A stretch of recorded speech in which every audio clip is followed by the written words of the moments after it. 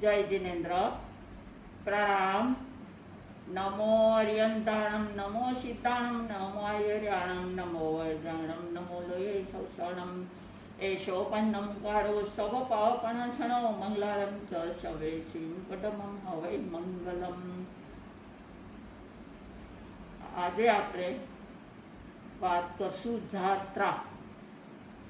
આવતીકાલે ફાગણ સુદ તેરસ વાળવા ડુંગર ઉપર શાંબ અને પ્રદ્યુમનની સાથે 8.5 કરોડ મુનિવરોએ સિદ્ધ પદને પ્રાપ્ત કર્યું છે। નમો સિદ્ધાણમ।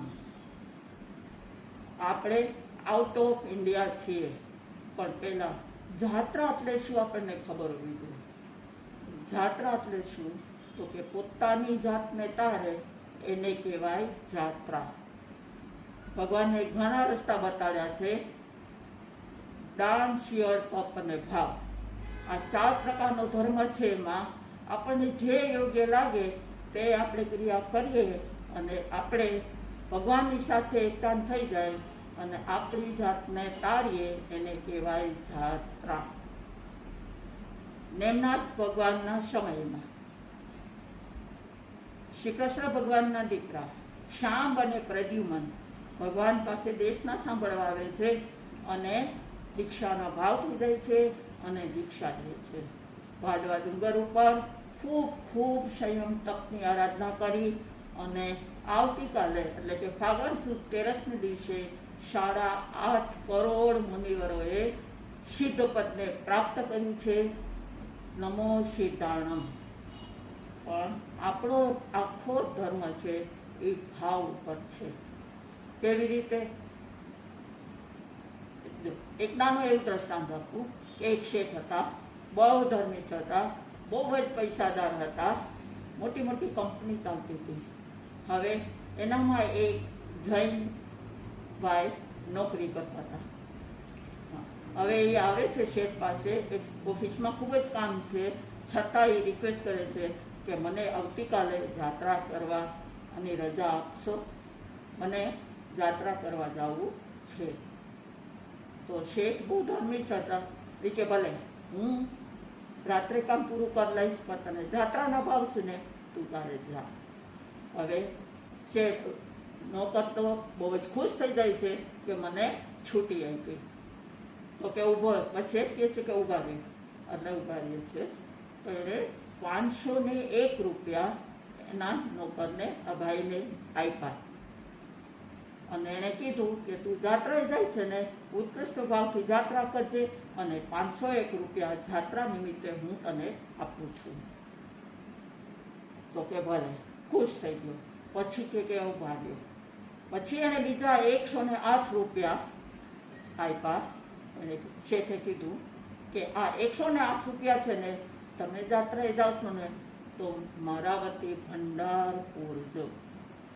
તો ભલે, ભાઈ તો ખૂબ ખુશ થઈ ગયા કે મને મારા બોસે રજા આપી, આટલું કામ છે છતાં ભાગ્યશાળી હોય એને આવા બોસ મળે, એટલે ઉત્કૃષ્ટ ભાવથી જાત્રાએ જાય છે, ફાઇન રીતે જાત્રા કરે છે।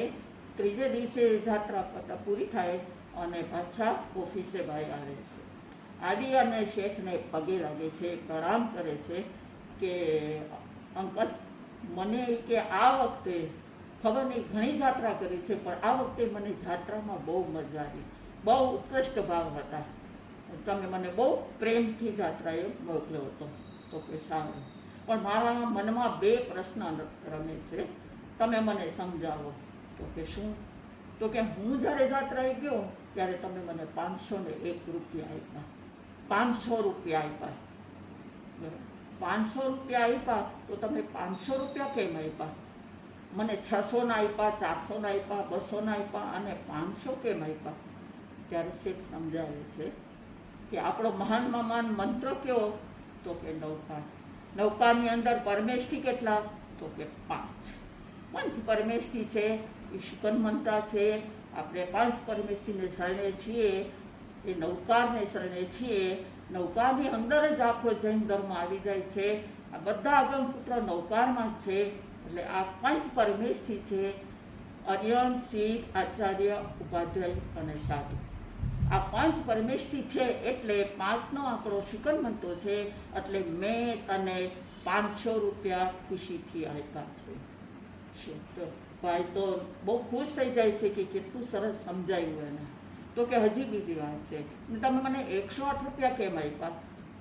તો કે 108, હવે તમે કહો, પંચ પરમેષ્ઠી છે. પંચ પરમેષ્ઠીમાં અર્હનના ગુણ કેટલા? 12. સિદ્ધના ગુણ કેટલા? 8. આચાર્યજીના ગુણ કેટલા? 36. ઉપાધ્યાયજીના ગુણ કેટલા? 25. અને સાધુજીના ગુણ કેટલા? 27. આ કુલ 108, એનો સરવાળો કરીએ એટલે 108 ગુણ થાય છે. એટલે 108 ગુણને આપણે ફોલો થઈએ છીએ કે પંચ પરમેષ્ઠીના 108 ગુણ આપણે જીવનમાં ઉતારવાના છે, એની ભાવ પૂજા કરવાની છે. એટલા માટે મેં તને 108 રૂપિયા ભંડાર પૂરવા આપ્યા હતા. નોકર તો બહુ ખુશ થઈ જાય છે કે, અને બીજું મને છઠનું તપ હતું.